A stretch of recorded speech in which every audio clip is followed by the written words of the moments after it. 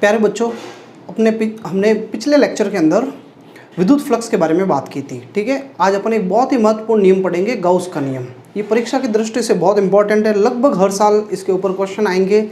सामान्यतः गाउस का नियम और उसके अनुप्रयोग इंपॉर्टेंट है। ठीक है, लेकिन आपको इससे रिलेटेड कुछ आंकिक प्रश्न का अभ्यास भी करना है, आंकिक प्रश्न भी साथ में पूछे जाते हैं। तो अपन आज गाउस का नियम पढ़ेंगे। गाउस जो वैज्ञानिक था, उसने विद्युत फ्लक्स का मान आवेश पर कैसे निर्भर करता है उसके बारे में बताया था और एक संबंधित सूत्र दिया था। यानी इससे पहले आपने जो विद्युत फ्लक्स का मान सूत्र पढ़ा है, वो विद्युत फ्लक्स का जो सूत्र था बच्चों इस प्रकार था। विद्युत फ्लक्स को फाई से प्रदर्शित करते हैं और उसका सूत्र था E.S।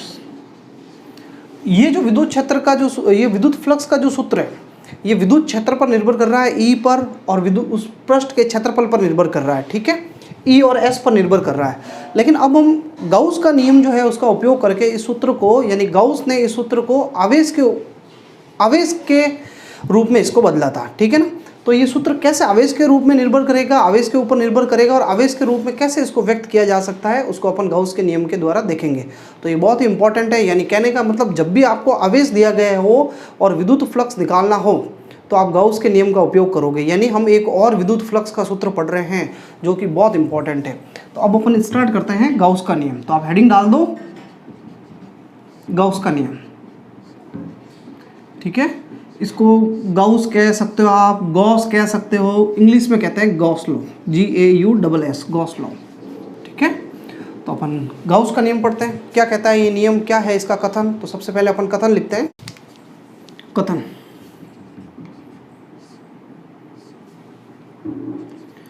इस नियम के अनुसार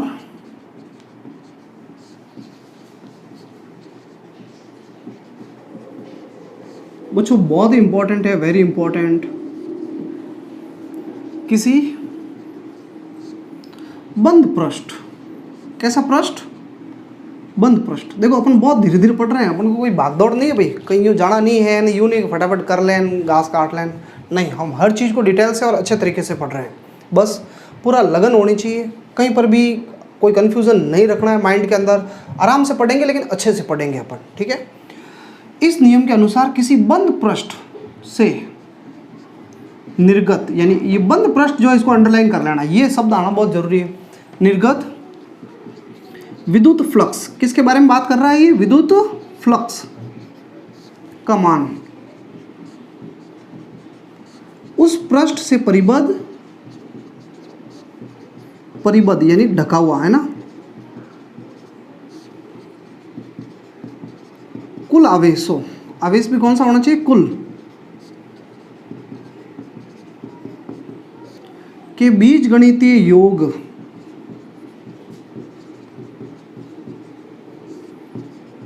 का 1/ε गुणा होता है। कितना होता है?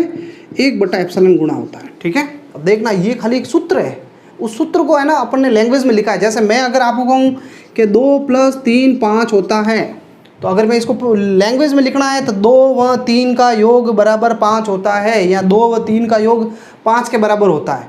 ठीक है ना, तो इसी को मतलब एक सूत्र को है ना, पूरा गणितीय सूत्र को है ना एक लैंग्वेज में लिखा हुआ है, कथन बना करके लिखा हुआ है। ये गाउस का नियम है। ये क्या कह रहा है कि कोई बंद पृष्ठ है, ये जैसे एक बंद पृष्ठ है भाई, ऐसे मन से मैंने एक चित्र बना दिया, बंद पृष्ठ है। बंद का मतलब चारों तरफ से घिरा हुआ है, पूरी ढका हुआ है, इसके अंदर जो है खाली स्थान है, जैसे कमरा है, ये ऐसे बंद पृष्ठ होते हैं। ठीक है, तो ये एक बंद पृष्ठ है, इसके भीतर आवेश पड़े हैं। मान लो जैसे यहाँ पर एक आवेश पड़ा हुआ है +Q1, यहाँ पे एक आवेश पड़ा हुआ है +Q2, और यहाँ पे कोई -Q3, ऐसे बहुत सारे आवेश पड़े हुए हैं अलग अलग। कुछ आवेशों के कारण फ्लक्स निकल भी रहा है भाई, कुछ आवेशों के कारण, कुछ हो सकता है ऋण आवेश हो तो उनके कारण फ्लक्स अंदर भी जा रहा है। तो फ्लक्स बाहर भी निकल रहा है, फ्लक्स अंदर भी जा रहा है, तो कुल कितना फ्लक्स होगा भाई? फ्लक्स तो कौन उत्पन्न करते हैं? आवेश ही उत्पन्न करते हैं। और फ्लक्स होने का मतलब है कि पृष्ठ के अंदर आवेश है, क्योंकि आवेश ही तो फ्लक्स निकालेगा। फ्लक्स का मतलब सीधा सा विद्युत क्षेत्र है, और विद्युत क्षेत्र कौन उत्पन्न करता है? आवेश उत्पन्न करता है। इसलिए इस पृष्ठ के भीतर फ्लक्स है, तो इसका मतलब पृष्ठ के भीतर आवेश भी है। तो कुल कितना फ्लक्स निकल रहा है ये बताता गाउस। गाउस कहता है बंद पृष्ठ से निकलने वाला कुल विद्युत फ्लक्स, ये फाई ई लिखो, या ई नहीं लिखना है तो खाली फाई लिख लो। ठीक है, तो ये विद्युत फ्लक्स का मान, अच्छा विद्युत फ्लक्स का मान गाउस क्या कह रहा है कि जो विद्युत फ्लक्स का मान है, विद्युत फ्लक्स का मान उस पृष्ठ से परिबद्ध, यानी पृष्ठ के अंदर, परिबद्ध का मतलब अंदर, कुल आवेशों का बीजगणितीय योग, यानी इसके अंदर जितने भी आवेश पड़े हैं, कुल आवेश सिग्मा क्यू, उसका बीजगणितीय योग कर लिया भाई, कुल आवेश का सिग्मा क्यू, उसका कितना गुणा है, 1/ε गुणा, ये 1/ε गुणा होता है, यानी फ्लक्स का मान आवेशों के बीजगणितीय योग का कितना गुणा होता है, 1/ε0 गुणा होता है। और समझ में आ रहा है, बिल्कुल सिंपल है ना यार, इसी चीज को तो मैंने लिखा है ये अगर आपको कोई क्या पढ़ के बताओ भाई, तो आवेश का मान 1/ε गुणा होता है, मतलब सॉरी, विद्युत फ्लक्स का मान 1/ε0 गुणा होता है किसका, आवेश का। आवेश कौन सा है, पृष्ठ से घिरा हुआ परिबद्ध कुल आवेश, बीजगणितीय योग आवेश का। तो ये वैसे मैंने आपको पिछला लेक्चर देखना विद्युत फ्लक्स के बारे में जब मैंने पढ़ाया आपको, तो मैंने ये बताया बंद पृष्ठ से गुजरने वाले फ्लक्स का ये भी सूत्र होता है, E.S। आप देखना पिछला लेक्चर देखो भाई, उसमें आपको पता चलेगा। तो ये तो सूत्र हम जानते हैं, E.S होता है बंद पृष्ठ से गुजरने वाला फ्लक्स, नोट में लिखा है था, आप देखना।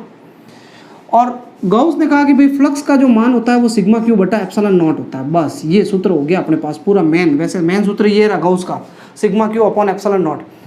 अब आप एक दिमाग में गांठ बांध दो, इस चीज़ को आप नोटिस कर लो कि जब भी मुझे आवेश दिया जाए और फ्लक्स पूछे तो आपको ये सूत्र लगाना, sigma Q upon epsilon not. अभी अपन इस पर और प्रैक्टिस करेंगे बहुत सारी, लेकिन इस सूत्र को आप दिमाग में डाल दो भाई। सिग्मा क्यू क्या है, जहाँ सिग्मा क्यू इस पृष्ठ से परिबद्ध कुल आवेश है ना, परिबद्ध कुल आवेश। और इस कुल आवेश को आप यूं, कितना है कुल आवेश बताओ इस चित्र में, Q1 Q2 माइनस Q3 और भी पड़े होंगे, सबका योग कर देंगे, हमारे पास कुल आवेश आ जाएगा। ये भाई गॉस के नियम का कथन हो गया। परीक्षा में अगर आता है तो आपको ऐसे कैसे लिखना है, बहुत इंपॉर्टेंट है। अब मैं इस गॉस के नियम के कथन का सत्यापन करूंगा, इसको सिद्ध करके बताऊंगा आपको कैसे इस कथन को निकाला जाता है। तो बच्चों एक बार मैं इसको साफ कर रहा हूँ, और मेरे ख्याल से इसमें कोई समस्या होनी नहीं चाहिए। कि विद्युत फ्लक्स का मान कुल आवेशों के बीजगणितीय योग का 1/ε0 गुणा होता है, ठीक है। और एप्सिलॉन नॉट आता है, इसका मतलब ये निर्वात में पड़ा है। किस में पड़ा है, निर्वात में। फ्लक्स माध्यम में होगा तो क्या करोगे वो आपको आगे बताया जाएगा, ठीक है। तो इसको एक बार साफ करते हैं, ये चीज़ दिमाग में डाल दो, बार बार दोहराओ कि ये चीज़ होती है, लेकिन फिर भी रटना नहीं है, समझना है कि गॉस का नियम किसका मान देता है, फ्लक्स का। किसके रूप में देता है, आवेश के रूप में, ठीक है। तो इसको साफ करते हैं अपन, सत्यापन करते हैं। सत्यापन,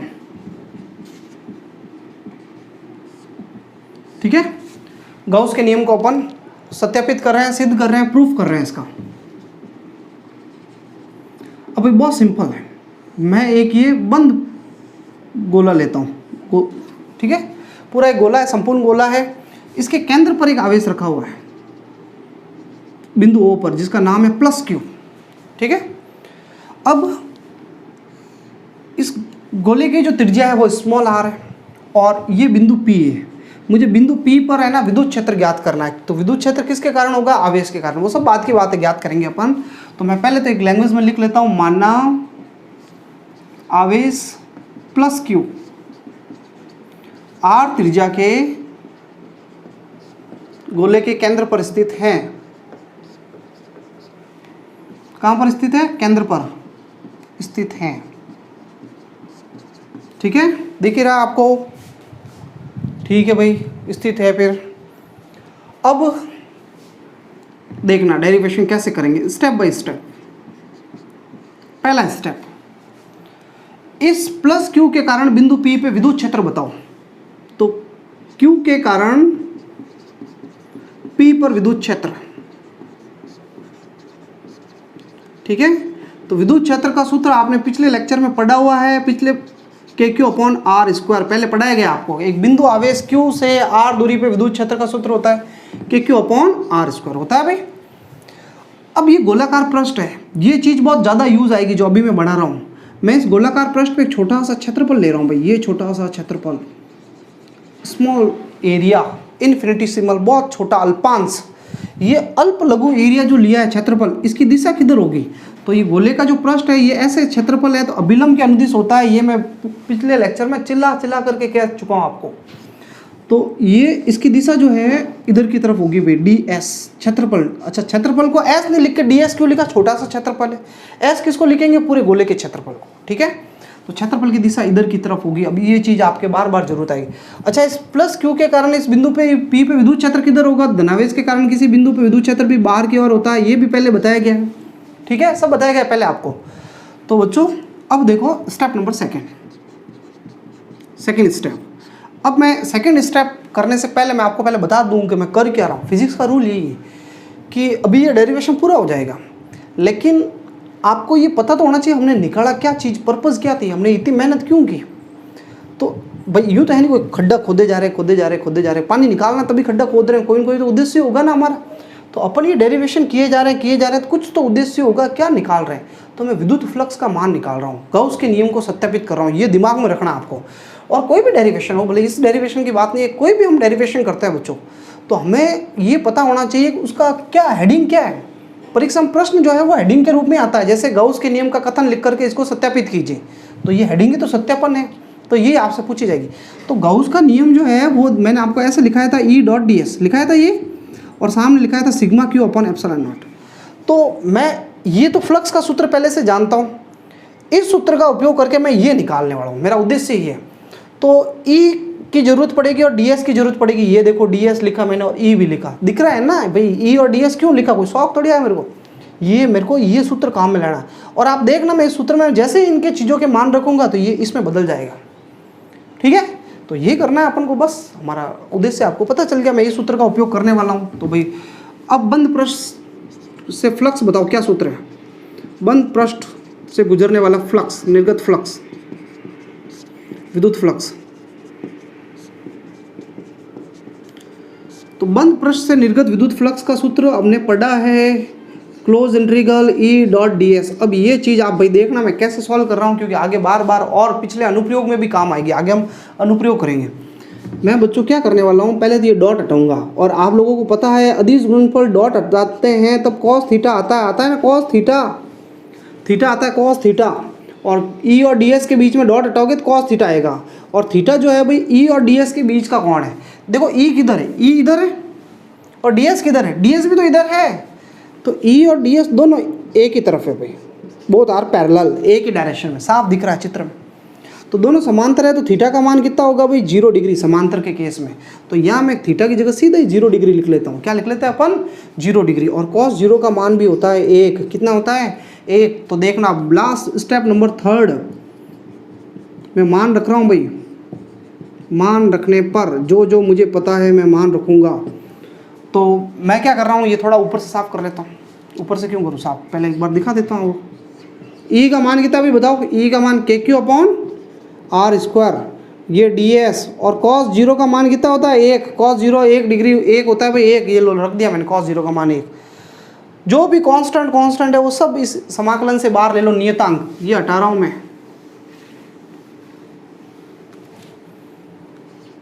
फाई बराबर, बहुत इंटरेस्टिंग यार, फिजिक्स तो वास्तव में इंटरेस्टिंग सब्जेक्ट है। मतलब कोई यूँ रटना तो है ही नहीं, मतलब स्टार्टिंग पकड़ दी मैंने तो मुझे सॉल्व करके उसको लाना आंसर, इतना इजी, प्रैक्टिस की ज़रूरत है बस, ठीक है। फाई बराबर K बार आ जाएगा, नियत है भाई, कांस्टेंट है, Q आवेश भी नियत है, और R दूरी भी नियत है। क्यों नियत है R, क्योंकि आप मैं अगर यही पृष्ठ है, इस पृष्ठ के इस बिंदु से इस बिंदु पे चला जाऊँ मान लो, तो भी दूरी तो R, त्रिज्या तो R ही रहेगी गोले की, वो थोड़ी बदल रही है। तो R स्क्वायर भी बाहर आ जाएगा, तो फिर क्या चीज़ अंदर रह जाएगी, ds। और भाई ये ds के बारे में देख लेना आप, एक तो 1 हो गया, गुणा 1 हो गया, ds के बारे में देख लेना, आगे भी हमारे बहुत ज़्यादा काम आएगा। ds का मतलब है, ये मैंने भाई चित्र यहाँ से साफ कर दिया हो, ये था इधर ds था। ds है छोटा सा एरिया, लघु एरिया। तो जब स्मॉल एरिया ds है और आप समाकलन करोगे तो इसका मतलब पूरा एरिया आ जाएगा, पूरा क्षेत्रफल आ जाएगा।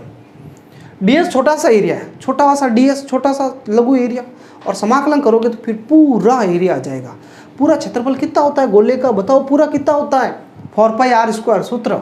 तो देखना बच्चों, फाई बराबर KQ अपॉन R स्क्वायर, और इस ds का समाकलन समेत पूरा एरिया, पूरा क्षेत्रफल हो जाएगा 4 पाई r स्क्वायर।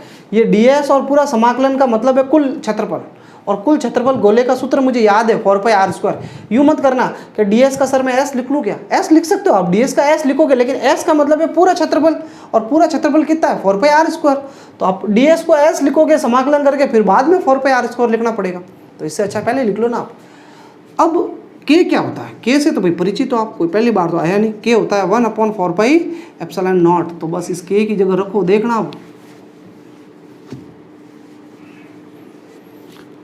k की जगह मैं रख लेता हूँ 1/4 pi epsilon not, Q upon R square, और ये 4 पाई R स्क्वायर। आर स्क्वायर से आर स्क्वायर कट गया और 4 पाई से 4 पाई भी कट गया। ये लो, अब क्या बचा, क्यों बचा है और एक एप्सिलॉन नॉट कटा नहीं है बीच में, देखो ये वो काटे थे सब लेकिन एप्सिलॉन नॉट नहीं काटा है, क्यों अपॉन एप्सिलॉन नॉट आ गया भाई सूत्र। और यही तो गाउस का नियम है। कितने समीकरण दिए थे क्या पता, 2 दिए होंगे, मैंने तीसरा दे दूँ इसको। अरे यही तो गाउस का नियम है। अब आपको कि सिग्मा क्यों नहीं आ रहा है, क्यों अपॉन एप्सिलॉन नॉट क्यों आ रहा है, क्यों का मतलब एक क्यों आवेश लिया तो क्यों ही तो आएगा। आप अगर क्यों और कोई और लेते आवेश 2 क्यों लेते तो यहाँ 2 क्यों आता, 3 क्यों लेते तो 3 क्यों आ जाएगा। तो अगर बहुत सारा आवेश पड़ा हो तो सिग्मा क्यों आ जाएगा। लेकिन हमें इतना लिखने की जरूरत नहीं है भाई, सिग्मा का मतलब तो वो व्यापक रूप है, लेकिन हमने यहाँ पे क्यों आवेश लिया तो हमारे वही सूत्र आया क्यू बटा एप्सिलॉन नॉट। और ये तो भाई गाउस का नियम है, गाउस का सूत्र है। तो अपन इसके नीचे एक ही लाइन लिखेंगे, यही गाउस का नियम है। ठीक है। अब बच्चों मेरे को एक चीज़ बताओ आप कि अगर मैं इस त्रिज्या को बड़ी कर दूं तो फ्लक्स का सूत्र क्या होगा, आपसे कोई पूछे तो आप भाई दिमाग लगाओगे फ्लक्स का सूत्र क्या होगा, तो आप कहोगे क्यू अपॉन एप्सिलॉन नॉट। तो कहीं त्रिज्या आर आ रही है क्या सूत्र में, अरे आर आ ही नहीं रही है, मैं आर की जगह 2r कर दूं तो भी यहाँ रखोगे कहाँ। तो ये फ्लक्स तो त्रिज्या पे निर्भर ही नहीं कर रहा है, इसका मतलब इस गोले का आकार कितना भी बड़ा हो, फ्लक्स का मान तो इसके आकार पे निर्भर नहीं करता है, कितना भी बड़ा गोला ले लो आप। ठीक है। और दूसरा कोई आर के अलावा और भी कोई चीज़ नहीं है, आवेश ही दिख रहा है मुझे तो खाली क्यू और एप्सिलॉन नॉट नियतांक है, इसका मतलब ये खाली बंद पृष्ठ के आवेश पे निर्भर करता है, फ्लक्स आकृति पे निर्भर नहीं करता है। गोले की जगह अगर बेलन भी हो जाता तो भी यही आंसर आ जाता। ठीक है। तो भाई ये गाउस का नियम का सत्यापन हो गया। ये पृष्ठ और ये फ्लक्स जो है पृष्ठ के आकार व आकृति पर निर्भर नहीं करता है। इसको व्यापक रूप में लिखना है, अगर व्यापक रूप में तो आप इसको sigma Q upon epsilon not लिख लो आप। ठीक है, ये व्यापक रूप हो गया। और मैं एक इसके नीचे एक लाइन लिखूंगा भाई कि यह विद्युत फ्लक्स बंद पृष्ठ के आकार व आकृति पर निर्भर नहीं करता है, निर्भर नहीं करता है। क्या पता परीक्षा में सवाल ऐसे आ जाए कि गाउस के नियम का सत्यापन करो कथन लिख करके और ये सिद्ध करो कि यह जो फ्लक्स है वो आकार व आकृति पर निर्भर नहीं करता है। तो करना कुछ नहीं है, ये रास्ता तो यही है, जाना थोड़ा सा एक नया गीत और गाना है हमें, बस ये वाला। ठीक है। तो ये सूत्र आप ऐसे कैसे, ये मतलब पूरा डेरिवेशन कर लेना, एक लाइन और लिखनी है बस। तो अब बच्चों मैं इसको तो पूरा साफ कर रहा हूँ और अब मैं इससे संबंधित कुछ तथ्य लिखा देता हूँ, फिर अपन कुछ क्वेश्चन करेंगे, फिर अनुप्रयोग करेंगे, है ना। क्वेश्चन देखो आपने देखा होगा आंकिक प्रश्न करने जरूरी है ताकि अपन टॉपिक को अच्छे से समझ पाएँ। ठीक है। तो मैं एक बार इसको साफ कर लेता हूँ, फिर अपन कुछ क्वेश्चन करते हैं, तथ्य लिखते हैं। महत्वपूर्ण तथ्य गॉस के नियम से संबंधित है ना। क्या क्या तथ्य है भाई, महत्वपूर्ण तथ्य। सबसे पहली बात, अच्छा तथ्य क्या दो, तथ्य और कुछ सीमाएं भी आ जाएगी, है ना। तो सीमाएं मैं बता दूंगा कौन सी। यह केवल बंद पृष्ठ के लिए लागू होता है।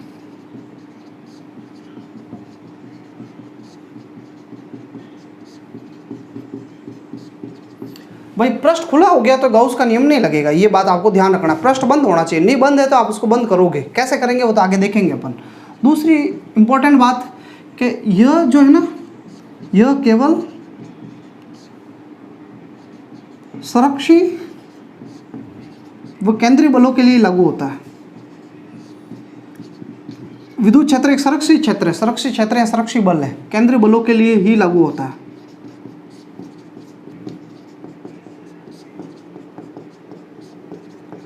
ठीक है। और बल भी कैसे होने चाहिए, जो दूरी के व्युत्क्रम वर्ग के नियम का पालन करें, जो दूरी के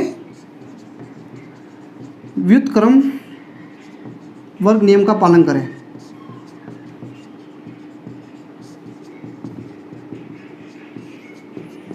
ठीक है। थर्ड नंबर, ये माध्यम पर निर्भर करता है भाई। अगर आपको उसको अगर पानी में डुबो दोगे पृष्ठ को तो फ्लक्स का मान बदल जाएगा, ये मैं आपको अलग से फिर बता दूंगा, है ना। ये माध्यम पर निर्भर करता है।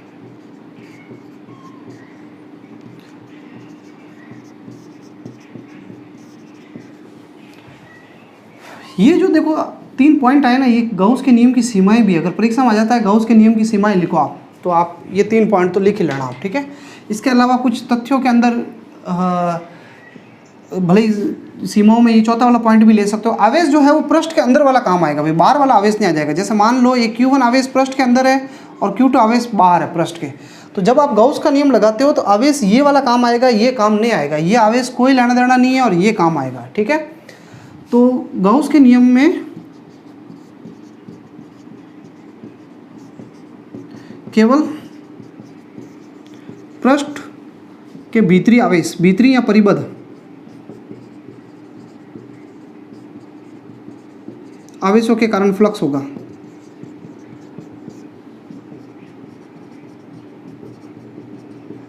बाहरी के कारण नहीं।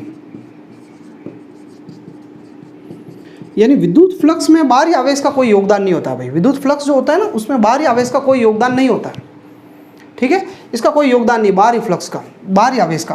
क्यों नहीं होता है? अब कोई पूछ ले आपसे मजाक मजाक में कि भाई क्यों नहीं होता है बता, तो अपन को कैसे जवाब देना है। देखो, जैसे मान लो ये कोई बाहर आवेश पड़ा है, क्यों, इसके कारण फ्लक्स में क्यों नहीं योगदान होता है? इसका कारण ये है कि बाहर कोई आवेश पड़ा है, तो मान लो इससे विद्युत बल रेखा पृष्ठ के अंदर से गुजर रही है, ये पृष्ठ के अंदर से फ्लक्स गुजर रहा है। तो आप देखो कितनी लाइनें गुजर रही है अंदर, 3 लाइनें गुजर रही है अंदर, 3 रेखाएं अंदर गुजर रही है।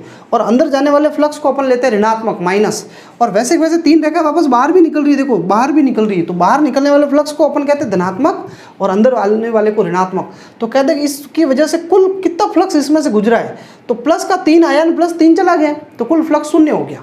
तो बाहर वाले आवेश की वजह से कोई फ्लक्स नहीं होता है भाई, क्योंकि कुल फ्लक्स 0 हो गया। लेकिन अगर ये आवेश अंदर होता तो उसकी वजह से फ्लक्स पूरा या तो बाहर निकलेगा, धनावेश है तो बाहर निकलेगा, और ऋणावेश है तो वापस अंदर की तरफ जाएगा। लेकिन अगर बाहर है आवेश तब कोई मतलब नहीं, धनावेश है तो बाहर निकलेगा, ऋणावेश है तो अंदर आएगा, लेकिन एक ही होगा, या तो धनावेश है तो धनात्मक फ्लक्स, ऋणावेश है तो ऋणात्मक फ्लक्स। लेकिन बाहर वाले आवेश का फ्लक्स में कोई योगदान नहीं होता है भाई, इस बात को आप ध्यान रखें। ये बोले ये दोनों चित्र जो मैंने बनाए थे ये आप बना देना इसी 4th नंबर पॉइंट के साथ। एक 5th नंबर पॉइंट और है, सीमा ये 4 ही है भाई, 4 लिख लेना आप। तो देखो विद्युत क्षेत्र जो होता है ना, मैंने गाउस के नियम में ये सूत्र लिखा था, E.ds sigma Q upon epsilon not. तो ये सिग्मा क्यू तो जो है पृष्ठ के अंदर वाले आवेश की वजह से होता है, लेकिन जो विद्युत क्षेत्र E होता है इसमें बाहर वाले और अंदर वाले दोनों आवेशों का योगदान होता है भाई, E में दोनों का होता है। तो विद्युत क्षेत्र में भीतरी व बाहरी दोनों आवेशों का योगदान होता है।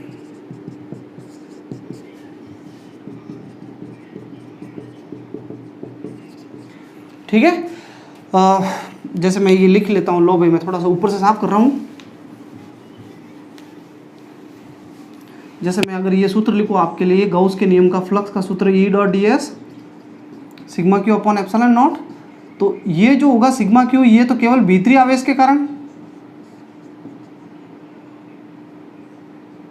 भीतरी आवेश, और ये सभी का मतलब बाहरी व भीतरी दोनों के कारण होगा। ठीक है, फ्लक्स जो आएगा ये फाई फ्लक्स, सूत्र से फ्लक्स जो निकालोगे ये केवल भीतरी की वजह से ही होगा, भीतरी आवेश के कारण होगा भाई, क्योंकि ये आवेश भीतरी आ रहा है तो फ्लक्स भी किसकी वजह से होगा, भीतरी आवेश के कारण, परिबद्ध आवेश के कारण, पृष्ठ से घिरे हुए आवेश के कारण होगा। एक लास्ट पॉइंट और है भाई, 6 नंबर पॉइंट, जो आपको पता है ऑलरेडी कि गाउस के नियम से जो ये फ्लक्स आएगा ये फाई। अच्छा, जो बंद पृष्ठ मैंने बनाया था ना, जो बंद आकृति बंद पृष्ठ, उसको कहते हैं गाउसीय पृष्ठ। तो कहने का मतलब ये जो फ्लक्स है वो गाउसीय पृष्ठ के आकार पर निर्भर नहीं करता, कितना भी बड़ा क्यों नहीं हो, और उसकी आकृति पे भी निर्भर नहीं करता। इस पर भी अपन क्वेश्चन करेंगे, देखना। तो एक और लास्ट पॉइंट लिख सकते हो 6 नंबर के विद्युत फ्लक्स गाउसीय पृष्ठ के आकार व आकृति पर निर्भर नहीं करता है, आकार व आकृति पर निर्भर नहीं करता है। ठीक है बच्चों, तो मेरे ख्याल से ये आपको 6 पॉइंट समझ में आ गए। अब मैं 1-2 बहुत काम की चीज़ें बता देता हूँ, फिर अपन को आगे प्रश्न भी करने हैं। एक छोटा सा क्वेश्चन करवा देता हूँ आपको, ठीक है, फिर उसके बाद में मेरे को एक कॉन्सेप्ट बताना है, वो मैं आपको लिखा दूंगा आपको। एक क्वेश्चन है, पृष्ठ S1, S2 व S3 से निर्गत विद्युत फ्लक्स ज्ञात करो।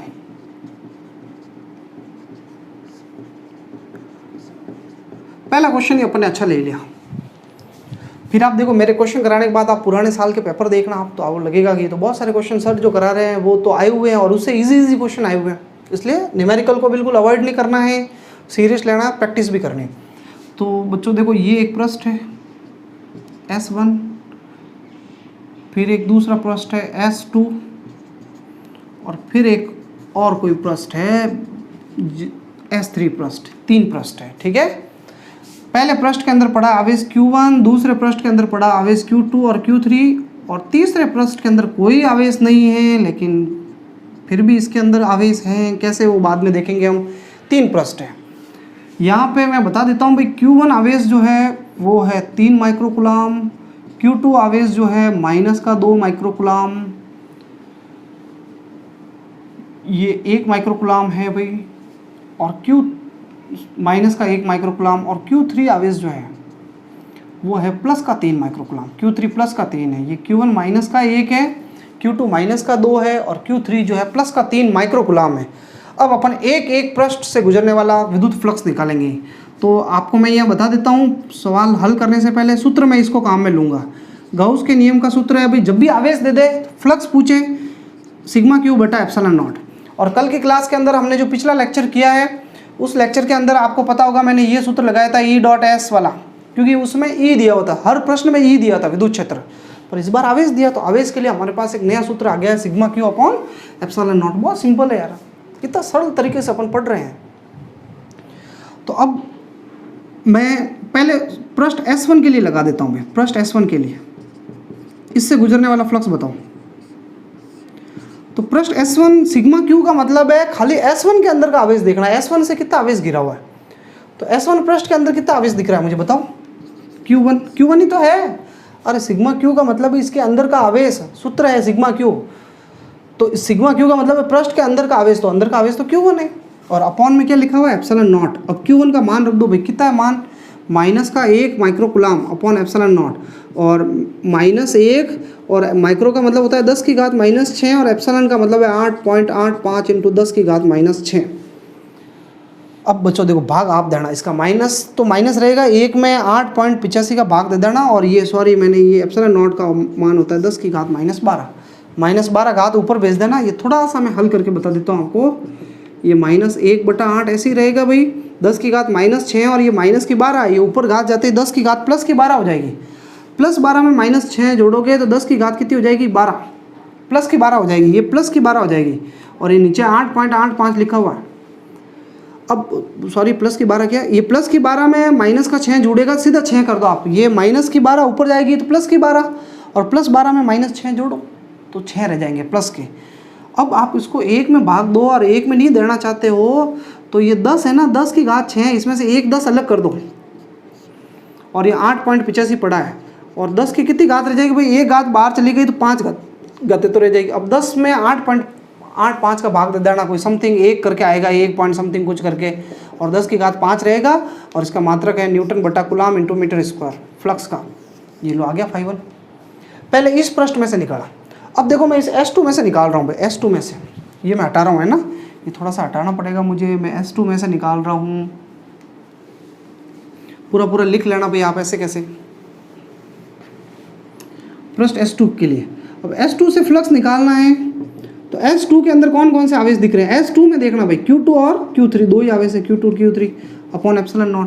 Q2 का मान कितना है, -2 माइक्रोकुलाम, प्लस Q3 का मान कितना है, 3 माइक्रोकुलाम, दोनों को जोड़ दो तो -2 में +3 जाएगा तो कितना रह जाएगा, प्लस का 1 माइक्रोकुलाम रह जाएगा ना, अपॉन ε0। तो φ2 बराबर 1 माइक्रो का मतलब 10 की घात -6 और ε0 का मान 8.85 × 10 की घात -12। सरल कर देना। अभी जो हमने पहला निकाला था φ1 वही आंसर आएगा, बस वो माइनस में आ रहा था, और ये किस में आएगा, प्लस में आएगा, सेम आएगा, क्योंकि उसमें भी 1 माइक्रोकुलाम था माइनस का, और इसमें 1 माइक्रोकुलाम प्लस का। अब लास्ट तीसरा फ्लक्स रह गया भाई, ये देखना समझना, 2 कर दिए अपने, तीसरा कर रहे हैं पृष्ठ S3 के लिए। अब बच्चों यहाँ ध्यान देना, S3 के लिए ये जो S3 वाला पृष्ठ है ना, ये पृष्ठ ऐसा पृष्ठ बनाया गया, इसके अंदर S1 भी आ गया ना, S2 भी इसके अंदर आ गया, तो S1 भी इसके अंदर आ गया ना, S2 भी इसके अंदर आ गया, तो ये Q1 Q2 Q3 सारे आवेश इस S3 के अंदर आ गए। मैं कहूँ S3 के अंदर कौन से आवेश है, तो Q1 भी इसके अंदर ही है, Q2 भी इसके अंदर है, और Q3 भी इसके अंदर है, सब आवेश इसके अंदर है। तो अगर आपको कुल फ्लक्स निकालना है तो σq/ε0, σq मतलब कुल आवेश जोड़ दो, Q1 Q2 Q3 और अपॉन ε0। और सबको जोड़ो भाई, Q1 का मान है माइनस का 1, Q2 का मान माइनस का 2 और ये प्लस का 3 माइक्रोकूलम अपॉन एप्सिलॉन नॉट। तो ये -1 और -2 -3 और +3 जीरो हो गया। क्या हो गया? जीरो। तो जीरो फ्लक्स, कोई फ्लक्स नहीं, जीरो। क्यों? क्योंकि आवेश का योग भी शून्य है। आवेशों का जब योग शून्य हो जाता है तो विद्युत फ्लक्स का मान भी क्या हो जाता है? शून्य। यानी ये तो निश्चित है बच्चों, ये निश्चित है कि यदि फ्लक्स का मान जीरो है तो उस पृष्ठ के अंदर आवेश भी शून्य होगा, कुल आवेश का मान शून्य होगा, कुल आवेश। अभी अपन देखते हैं इसको। और अगर किसी बंद पृष्ठ से निर्गत फ्लक्स का मान शून्य है तो इसका मतलब निश्चय ही आवेश शून्य होगा। तो यदि फाई बराबर जीरो फ्लक्स का मान, तब गाउस का जो नियम है सिग्मा क्यू बटा एप्सिलॉन नॉट, मैं फाई की जगह अगर जीरो रख दूंगा तो सिग्मा क्यू का मान भी कितना आ जाएगा? शून्य आ जाएगा, आवेश का मान शून्य आएगा। इसका उल्टा भी संभव है, यानी अगर आप तो ये ध्यान रखें फाई का मान जीरो हो तो सिग्मा क्यू का मान जीरो होगा, और सिग्मा क्यू का मान जीरो हो तो फाई का मान भी क्या होगा? जीरो होगा। ठीक है, ये दोनों आपस में एक दूसरे से संबंधित है और ये निष्कर्ष है जो अपन को दिमाग में होना चाहिए। 1 नंबर का प्रश्न बन सकता है कि यदि किसी बंद पृष्ठ से निर्गत कुल फ्लक्स का मान शून्य है तो परिबद्ध आवेश का मान कितना है? शून्य। और वैसे भी अपन को तो थोड़ा सा दिमाग लगाना है। अगर ऐसे कैसे इसी तरीके से आ जाता है कि मान लो किसी बंद पृष्ठ से परिबद्ध कुल आवेश का मान शून्य है तो फ्लक्स कितना होगा? तो शून्य होगा। आवेश शून्य तो फ्लक्स शून्य, और फ्लक्स शून्य तो आवेश भी शून्य। इसको एक उदाहरण से समझ सकते हो आप। जैसे मान लो एक कमरे के अंदर एक कोई कमरा है या बंद कोई जगह है, उसके अंदर एक विद्युत द्विध्रुव रखा हुआ है, तो कुल फ्लक्स कितना होगा? तो विद्युत द्विध्रुव रखा है भाई, विद्युत द्विध्रुव में एक धनात्मक आवेश होता है और एक ऋणात्मक आवेश होता है, आपको पता ही है। तो मैं अगर कुल फ्लक्स पूछूं आपसे तो कुल फ्लक्स का सूत्र है सिग्मा क्यू बटा एप्सिलॉन नॉट। तो जोड़ो कुल आवेश कितना है, प्लस क्यू और माइनस क्यू जोड़ो तो जीरो हो गया, और आवेश शून्य तो फ्लक्स भी क्या हो गया? जीरो। तो एक विद्युत द्विध्रुव जो होता है उसके कारण फ्लक्स शून्य होता है भाई। अगर किसी बंद कमरे में किसी घन के अंदर मान लो एक विद्युत द्विध्रुव रख दिया आपने, तो कुल आवेश का मान शून्य, कुल फ्लक्स का मान शून्य होगा क्योंकि कुल आवेश जीरो। अगर आपको, चलो ये तो एक विद्युत द्विध्रुव है, मैं 2 विद्युत द्विध्रुव रख दूँ, एक और विद्युत द्विध्रुव रख दूँ, तो 2 रखोगे तो भी 2 माइनस होंगे, 2 ही क्या होंगे? प्लस होंगे, तो भी शून्य। 10 विद्युत द्विध्रुव रख दो तो 10 ही प्लस होंगे, 10 क्या होंगे? माइनस। 1000 विद्युत द्विध्रुव रख दो आप एक कमरे में, तो 1000 ही प्लस और 1000 माइनस, तो कुल मिला के कुल आवेश तो शून्य है ना। तो कुल आवेश शून्य तो फ्लक्स भी क्या होगा? शून्य। ये भी 1 नंबर का प्रश्न आया हुआ है कई बार परीक्षा में कि एक बंद कमरे के अंदर, एक घन के अंदर 6 विद्युत द्विध्रुव रखें तो निर्गत कुल फ्लक्स का मान कितना होगा? शून्य। ठीक है, इन चीज़ों को लिख लेना आपको। तो विद्युत द्विध्रुव की वजह से भी फ्लक्स जो है शून्य होता है। ये जो चीज़ मैंने बोली इसको भी आप लिख लेना है ना। अच्छा, एक और प्रश्न देखते हैं अपन, एक और एग्जाम्पल देखते हैं अपन, एक और क्वेश्चन।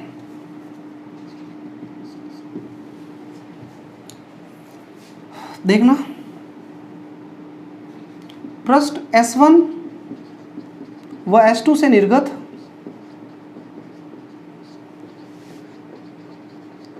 विद्युत फ्लक्स का अनुपात ज्ञात करो। क्या ज्ञात करो? अनुपात ज्ञात करो। ठीक है, पहला चीज ये पूछी, 2 चीजें पूछी जा रही है आपसे। अभी चित्र बनाते हैं बच्चों अपन। और दूसरी चीज एक और पूछी कि यदि पृष्ठ S2 के भीतर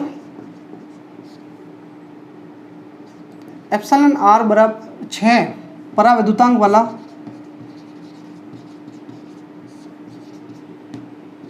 माध्यम भर दिया जाए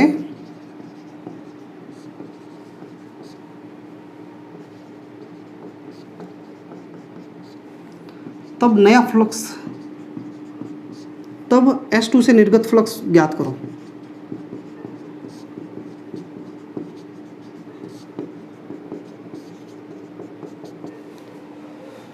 देखो बच्चों, ऐसा चित्र दिया हुआ आपको, ये एक पृष्ठ है S1 और एक इसके और दूसरी तरफ एक दूसरा पृष्ठ और है S2। ठीक है, इसके अंदर पड़ा है 2Q आवेश और इसके अंदर पड़ा है 4Q आवेश। और अब आपको क्वेश्चन करना है, तो अपन शुरू करते हैं। 2Q 4Q ले लिया, चलो ठीक है। ये मैं थोड़ा यहाँ से साफ कर दूँ। अब अपन विद्युत फ्लक्स निकालना, पहले S1 से निकालते हैं, हल करते हैं। बहुत छोटा सा क्वेश्चन है, पहला भाग कर रहे हैं भाई अपन। पहले S1 का फ्लक्स बताओ भाई। S1 तो फ्लक्स का सूत्र है sigma Q upon epsilon not, यही है सिग्मा क्यू। यानी S1 का पूछा तो S1 के अंदर वाला आवेश देखना, बाहर वाला नहीं देखना। ये 4Q S1 के बाहर है, आपको अंदर वाला आवेश देखना था। अंदर तो कितना 2Q है, तो कुल आवेश तो होगा 2Q अपॉन एप्सिलॉन नॉट। ये आ गया भाई पहला फ्लक्स। दूसरा प्रश्न S2 से निर्गत फ्लक्स बताओ भाई, S2 से निर्गत फ्लक्स, तो सूत्र वापस वही है sigma Q upon epsilon not. अब आप देखो ये पूरा S2 जो है इसके भीतर कितना आवेश पड़ा है इस S2 के भीतर, तो S2 के भीतर S1 भी अंदर ही आ रहा है, S1 कोई इससे अलग नहीं है, तो इसके अंदर पूछे आपको तो ये 4Q तो है ही नहीं, ये भी इसके अंदर ही S2 के अंदर ही है, तो कुल आवेश 4Q प्लस 2Q कितना हो गया, 2Q प्लस 4Q, अरे 6Q हो गया है बच्चों। ये आवेश कोई अलग थोड़ी है S2 के अंदर, यूँ नहीं खाली आप 4Q ही काम में लोगे, ये भी लेना क्योंकि ये इसके अंदर ही तो है, S2 के अंदर ही S1 तो पूरा, तो S1 तो सम्मिलित है S2 के अंदर, तो ये आपके दूसरे प्रश्न से भी आ गया। और इनका अनुपात पूछा आपसे तो 5/1/2 कर दो, तो वो तो है 2Q अपॉन एप्सिलॉन नॉट और ये है 6Q upon epsilon not. Epsilon not से एप्सिलॉन नॉट कट गया, Q से Q कट गया, 2 से 6 कट गया, 1:3 आ गया, 1:3। पहला भाग हो गया भाई। अब इसका दूसरा पार्ट करते हैं अपन। देखो दूसरा पार्ट बहुत छोटा सा है। प्रारंभ में मुझे बताओ, प्रारंभ में S2 से निर्गत फ्लक्स कितना है, S2 से कितना फ्लक्स निकल रहा था प्रारंभ में, तो S2 से ये निकाला हुआ है, देखो ये S2 के अंदर आप होगा कितना फ्लक्स होगा, 4Q और 2Q पूरा आ रहा है ना, 6Q अपॉन एप्सिलॉन नॉट है, ठीक है। ये मैं इसको ये वापस समीकरण 1 दे देता हूँ क्योंकि नया प्रश्न नहीं है। अब ये कह रहा है इस S2 के अंदर एक परावैद्युत माध्यम भर दिया आपने, परावैद्युतांक भर दिया, पूरे S2 के अंदर परावैद्युतांक भर दिया। बच्चों देखो आपको ये बताया गया है कि जब भी किसी को परावैद्युतांक माध्यम में रख देते हो, परावैद्युत माध्यम में, तो मैंने आपको ट्रिक बताई, आप देखना परावैद्युतांक का हमने अलग से एक सेपरेट लेक्चर बनाया था, परावैद्युतांक वाली खाली एक 20 मिनट की क्लास ली थी, सिंपल से, ताकि आप खाली परावैद्युतांक को समझ लो अच्छे तरीके से। तो उसमें आपको ये बताया गया था कि जब भी किसी को परावैद्युत माध्यम में रख दो या परावैद्युतांक भर दो, तो जो सूत्र के अंदर जहाँ एप्सिलॉन नॉट दिखेगा, उस एप्सिलॉन नॉट से एप्सिलॉन आर को गुणा कर देना, खाली किससे गुणा कर देना, एप्सिलॉन आर से। तो मैं ये कहना चाहता हूँ आपको कि भाई बाद में माध्यम में रख दिया ना, S2 से निर्गत फ्लक्स कितना होगा, तो आपसे S2 से निर्गत फ्लक्स पूछा, अब नया फ्लक्स φ2 तो वो पहले कितना फ्लक्स है भाई, पहले वाला कितना है जब माध्यम नहीं रखा था, S2 से sigma Q upon epsilon not, और अब जो नया फ्लक्स होगा उसमें एप्सिलॉन आर से गुणा हो जाएगा, जहाँ एप्सिलॉन नॉट है वो गुणा होगा, एप्सिलॉन नॉट ऊपर होता तो ऊपर गुणा होता, एप्सिलॉन नॉट नीचे है तो नीचे गुणा होगा भाई, इस बात को दिमाग में रखना हमें। तो 6Q अपॉन एप्सिलॉन नॉट, और एप्सिलॉन आर का मान प्रश्न ने 6 दिया था, देख लेना आप, 6 से 6 कट गया है, तो नया जो विद्युत फ्लक्स आएगा वो Q बटा एप्सिलॉन नॉट आ गया। पहले फ्लक्स था 6Q बटा एप्सिलॉन नॉट, 6 गुना था पहले, अब परावैद्युतांक डालते 1/6 गुना हो गया, देखो बट्टा में 6 का भाग चल गया ना, तभी तो 6 से 6 कटा है। तो जिस परावैद्युत माध्यम में रखोगे उसका जितना परावैद्युतांक है उतना 1 गुणा हो जाएगा, बट्टा में आ जाएगा परावैद्युतांक, देख लो एप्सिलॉन आर। तो कहने का मतलब माध्यम में फ्लक्स घटता है। देखो आपको तो एक चीज़ याद रखनी है, कोई भी सूत्र बोले ये तो फ्लक्स की बात चल रही है, आगे हम धारिता और भी चीज़ें पढ़ेंगे, तो आपको कहते हैं कि इसको माध्यम में रख दिया तो एप्सिलॉन नॉट के गुणा में आप एप्सिलॉन आर लिख लेना। फ्लक्स की मैं बात करूँ तो फ्लक्स में बट्टा में आ रहा है एप्सिलॉन नॉट, इसलिए एप्सिलॉन आर भी बट्टा में आएगा, इस वजह से फ्लक्स का मान हमेशा घटेगा। तो आपके लिए एक बहुत ही इंपॉर्टेंट एक और निष्कर्ष भी आ गया भाई, इस चीज़ को भी आपको लिख लेना चाहिए। परीक्षा में पूछ ले कि परावैद्युत माध्यम में विद्युत फ्लक्स पर क्या प्रभाव पड़ता है, तो घटता है। तो परावैद्युत माध्यम में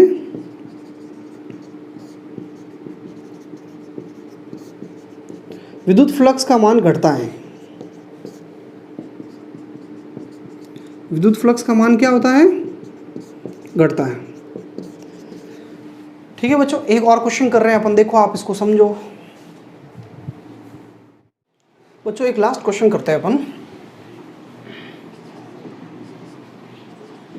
दो आवेश +2Q व -Q क्रमशः बिंदुओं A0 व फॉर A0 पर स्थित है।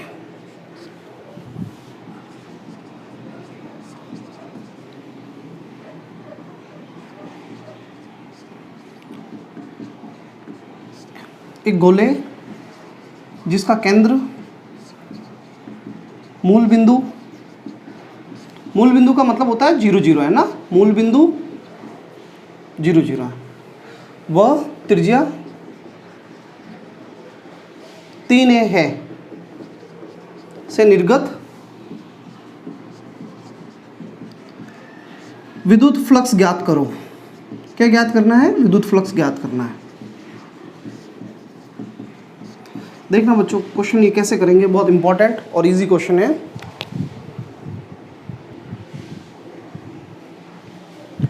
बच्चों अपन को पहले चित्र बनाना पड़ेगा। एक बार अपन चित्र बनाएंगे फिर अपन थोड़ा इस क्वेश्चन को समझ पाएंगे। देखो थोड़ा सा सामान्य सा आपको नॉलेज होना चाहिए। जैसे ये एक्स अक्ष है, ये एक्स डैश है। मैं थोड़ा सा इस चित्र को यही बना देता हूँ। ये एक्स अक्ष है और ये कौन सी अक्ष है? X dash. ऊपर की तरफ वाई होती है, नीचे की तरफ वाई डैश होती है। देखो आप बिंदुओं को थोड़ा दर्शाओ। एक पहला बिंदु है जिसके निर्देशांक है a0। a0 है, ये पहला वाला होता है x निर्देशांक और दूसरा वाला होता है y निर्देशांक। y निर्देशांक 0 है, y निर्देशांक 0 हो, इसका मतलब ये पूरा जो बिंदु होगा, ये पूरा बिंदु ये x अक्ष के ऊपर ही कहीं ना कहीं पड़ा होगा। तो इस बिंदु का निर्देशांक x निर्देशांक कितना a, यानी ये x अक्ष से कितना दूर होगा? a दूरी पे होगा ये बिंदु a। इसके निर्देशांक है a0, ठीक है। ये x अक्ष से a दूरी पे होगा। ये a दूरी है, ये 2a दूरी, ये 3a दूरी और ये 4a दूरी। दूसरा बिंदु b जो है उसका निर्देशांक है 4a0, यानी वो बिंदु जो है इस मूल बिंदु से कितना दूर है? 4a और y निर्देशांक तो 0 है। y निर्देशांक 0 हो, इसका मतलब वो बिंदु x अक्ष पर स्थित है। और ये कौन सी अक्ष है भाई? x अक्ष है, ठीक है। अब देखो एक यहाँ पे इस बिंदु a पे कौन सा आवेश पड़ा है? +2q। ये लो +2q आवेश रखा हुआ है इस बिंदु के ऊपर। और इस b बिंदु पे कौन सा आवेश रखा हुआ है? -q। ये क्वेश्चन कह रहा है आपको ऐसे कैसे चित्र बना दिया मैंने। ये चित्र आपके समझने के लिए बनाया जा रहा है। एग्जाम के लिए कोई एग्जाम में चित्र कोई नहीं देखेगा। एग्जाम में तो आंसर देखा जाएगा, आपका सॉल्यूशन कैसा है। अब ये क्वेश्चन कह रहा है गोला है जिसका केंद्र मूल बिंदु है, यानी एक ऐसा गोला है जिसका केंद्र तो ये है और उसकी त्रिज्या है 3 है। 3 कहाँ पे होगा भाई? ये 1a, 2a और ये 3 है, यानी यहाँ से गुजर रहा है कोई गोला है भाई। ये लो, ये एक मैं गोलाकार पृष्ठ बना देता हूँ, ये एक गोला है, ठीक है। अब आपको प्रश्न कह रहा है इस गोले से निकलने वाला कुल विद्युत फ्लक्स ज्ञात करो भाई। इस गोले से निकलने वाला कुल विद्युत फ्लक्स, इस गोले की त्रिज्या है 3 है। कितनी है? 3 है। जैसे इसने कहा कि इसकी त्रिज्या 3 है और हमारे दो आवेश है, एक 2q तो पड़ा है बिंदु a पे, a दूरी पे पड़ा हुआ है, a दूरी पे। केंद्र से कितना दूर पड़ा है? a दूरी पे। जबकि गोले की त्रिज्या कितनी है? 3 है। तो इसका मतलब ये 2q आवेश तो गोले के अंदर आ गया, पर जो दूसरा -q वाला आवेश है उसके निर्देशांक है 4a0। 4a, गोले की त्रिज्या तो है 3 है और बिंदु b पड़ा है 4a दूरी पर, यानी बिंदु b पे जो आवेश पड़ा है -q आवेश, ये -q, ये इस गोले से बाहर हो गया। यही तो हमें समझना है कि गोले की त्रिज्या है 3 है और एक आवेश पड़ा है बिंदु a पे, एक आवेश पड़ा है 4a पे। तो 3a त्रिज्या है तो 4a वाला आवेश तो गोले से बाहर होगा ना। ये तो अपन यूँ भी आइडिया लगा सकते थे। तो ये आवेश गोले से बाहर है। अब मुझे तो गोले के अंदर वाले आवेश देखने हैं। विद्युत फ्लक्स ज्ञात करना है तो कुल सूत्र होता है σq/ε0। तो σq कितना है भाई? इस गोले के अंदर कितना आवेश है? अंदर वाला देखना है, बाहर वाला नहीं देखना है। तो अंदर कितना आवेश है? 2q। तो कुल आवेश हो जाएगा 2q/ε0। ये आंसर आ गया। देखो बिल्कुल ईजी क्वेश्चन है यार। अच्छा ये क्वेश्चन ऐसे भी हो सकता था कि इस गोले की त्रिज्या जो है 5a हो जाए, 5a हो जाती, या 5a जैसी इसकी त्रिज्या हो जाती तो ये क्या हो जाता है? ये गोला जो है यहाँ नहीं आकर के इधर आता है। ये 4a से आगे यहाँ पे ये 5a, ये 5a इतना दूर होता है, यहाँ पे इस बिंदु पे होता। तो इतना बड़ा गोला हो जाता। अगर ये इतना बड़ा मैं गोला बना देता इसको गोले को, तो फिर क्या हो जाता? तब ये आवेश -q और 2q दोनों गोले के अंदर आ जाते हैं। जैसे इसकी त्रिज्या जो है 5a कर लेते हैं ना अपन, तो दोनों आवेश जो है वो इस गोले के अंदर आ जाते हैं। तब आपसे कहते हैं भाई कुल फ्लक्स बताओ कितना होगा? तो आप दोनों आवेशों को जोड़ लेते हैं, 2q और -q/ε0। तो ये +q/ε0 आंसर आ जाता। समझ रहे हो आप? तो ये चीज़ें आपको ध्यान रखनी है। देखो आप लोगों को ये बताया, आप लोगों को ऐसा लग रहा होगा कि सर ये गोले की त्रिज्या 3a करने पे तो फ्लक्स इतना आ रहा है और 5a करने पे फ्लक्स इतना आ रहा है, अलग अलग क्यों आ रहा है? जबकि हम तो कहते हैं विद्युत फ्लक्स तो गोले के आकार पर निर्भर ही नहीं कर रहा है। तो देखो वास्तव में यहाँ पर समस्या ये है कि आप जैसे गोले का आकार बढ़ाया ना, तो ये आवेश अंदर बढ़ गया। ये आवेश पहले बाहर था और जैसे आपने गोले का आकार 3a से 5a कर दी त्रिज्या, तो ये आवेश अंदर आ गया। ये -q वाला अब इस गोले के अंदर आ गया और अंदर आने पे आवेश बदलने की वजह से फ्लक्स बदला है। आकार बदलने से नहीं बदला है, आवेश बदलने की वजह से। अब 5a त्रिज्या के गोले की जगह अगर 6a भी ले लो ना, क्या फर्क पड़ेगा? 6a भी लोगे तो भी ये तो दोनों आवेश अंदर ही होंगे, तो फ्लक्स इतना ही रहेगा। 7a ले लो, 10a ले लो, कितनी भी ले लो त्रिज्या, फिर फर्क नहीं पड़ेगा। तो कहने का मतलब जो फ्लक्स होता है वो गॉसियन पृष्ठ के आकार पर निर्भर नहीं करता है।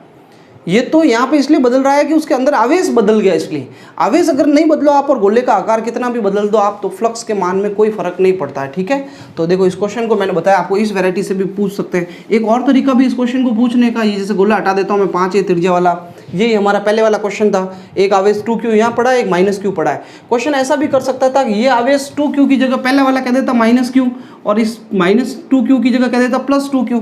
तो ये आवेश अगर अंदर हो जाता और ये बाहर हो जाता तो फ्लक्स का सूत्र क्या होता?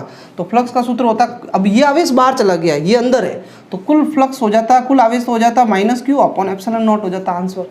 तो बस आपको इतना सा दिमाग लगाना है, गोले के अंदर कितना आवेश है। हमने इतने सारे क्वेश्चन किए। देखो हमारे पास और भी इस पे क्वेश्चन की बहुत सारी वैरायटी है। जैसे एक घन है, घन के कोने पे आवेश पड़ा है, केंद्र पे पड़ा है, उसके जो फलक है, फलक के केंद्र पर पड़ा है, उसके कोर के मध्य बिंदु पे पड़ा है, तो घन से निर्गत फ्लक्स ज्ञात करो, उसके पृष्ठ से निर्गत फ्लक्स ज्ञात करो, और भी दूसरे वैरायटी के क्वेश्चन होते हैं। तो एक्चुअली अपन ये जब खत्म हो जाएगा पूरा चैप्टर तब अपन बाद में देखेंगे। अभी अपने पास ये जो क्वेश्चन थे टॉपिक को समझने के लिए सफिशिएंट थे, ठीक है, पर्याप्त थे। तो इसलिए आप इन क्वेश्चन को करें। अगला जो लेक्चर होगा उसमें गाउस के नियम के अपन अनुप्रयोग करेंगे, जो कि बहुत ही महत्वपूर्ण होंगे। धन्यवाद। पर उससे पहले मैं आपको विद्युत क्षेत्र के प्रकार के बारे में बता देता हूँ।